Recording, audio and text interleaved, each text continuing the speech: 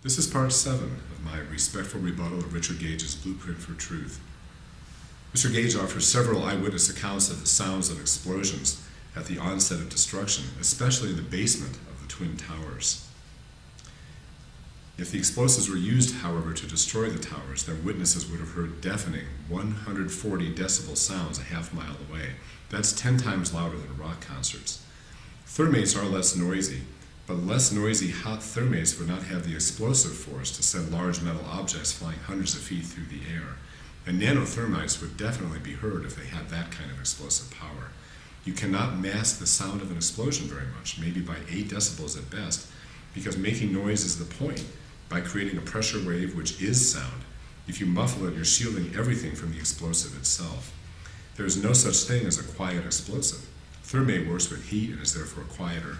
Nanothermites are at most low explosives and therefore have both quieter and have less explosive force than standard explosives.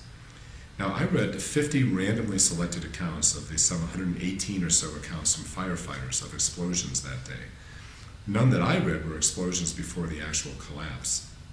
Those accounts that Richard found concentrate around the core and the basement, where small explosions from the jet fuel traveling down the elevator shafts caused several explosions and fireballs.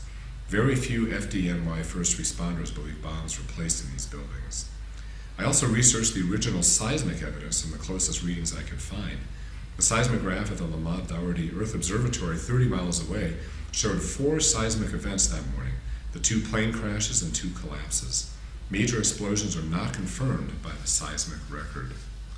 The rare eyewitness accounts of big explosions well before the collapse are not corroborated by seismologists. In a real controlled demolition, everyone hears loud explosions. Eyewitnesses saw smoke, which is also visible in photos. White smoke is a classic warning sign for an impending fire explosion that kills dozens of firefighters every year.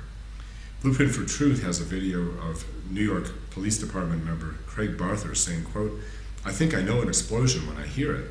I didn't see any reason for the building to fall down the way it did." And a lot of guys should be saying the same thing. But the truth is, they're not. Eric Swartz of Firefighters for 9/11 Truth has honestly told me that 10 former firefighters, maybe a couple more than that, have stated that they believe in controlled demolition, and nobody on the force there today says that. First responders couldn't distinguish the sounds of bombs from natural explosions that occur in a fire. In post-9/11, they're getting that training now, and Richard Gage himself debated a guy who has to teach firefighters what a bomb sounds like because they don't know the difference between a bomb and a regular explosion. Firefighters definitely heard explosions, and firefighters also tell us explosions and office fires are not uncommon. One firefighter gave me a partial list of things that explode in an office fire: HVAC equipment, including condensers and compressors, cleaning supplies, CRT-type TVs and computer monitors, large motors that have an oil reservoir for lube, hydraulic pistons found in an office chair, UPS battery backups, tires in vehicles, steam explosion when water hits a hot fire or molten aluminum, propane tanks, a metal fire, possibly aluminum as NIST proposed, and after the first collapse, an unknown number of Scott Pack bottles that the firefighters use, etc., etc., etc. If the fire department thought there were bombs, they would have evacuated the area. On 9/11, the Brooklyn Dispatch says that firefighters are to stay away from the Brooklyn Battery Tunnel because of a bomb threat. Why, if anybody from FDNY thought there were bombs in the towers, did nobody advise the Manhattan Dispatch to keep firefighters out of the area? Now, I have a few more eyewitness accounts for your consideration. NIST says that 72% of eyewitnesses in the North Tower recalled smelling jet fuel in the stairwells. If explosives were going off, then there would be a pattern. Eyewitness accounts of explosions are very random. Somebody sees a fireball, someone sees a flash of light, someone feels the ground shaking with no other apparent effect. The randomness of it tells me that these are aspects of a natural collapse as well. The 9/11 Mysteries video shows an edited video with Philip Morell where he talks about explosive sounds like bombs. I went back to the original interview. The director cut out the part where he then explained in the next couple sentences that the explosive sounds were actually from a crashing freight elevator. Lou Coccioli also said he's heard sounds like bombs, but is very unhappy that his quote is exploited in 9/11 Mysteries. I have seen and heard explosions and fires myself.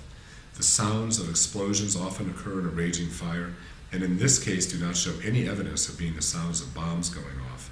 I keep saying that I could be wrong because I'm not a scientist, but the 127 reasons I've laid out so far make it harder and harder for me to believe the claims of the other side. Next, we'll talk about the allegations of rivers of molten steel and iron in the debris, with more eyewitness reports, and check to see if this is true, and if the debris pile really was only 2 stories high.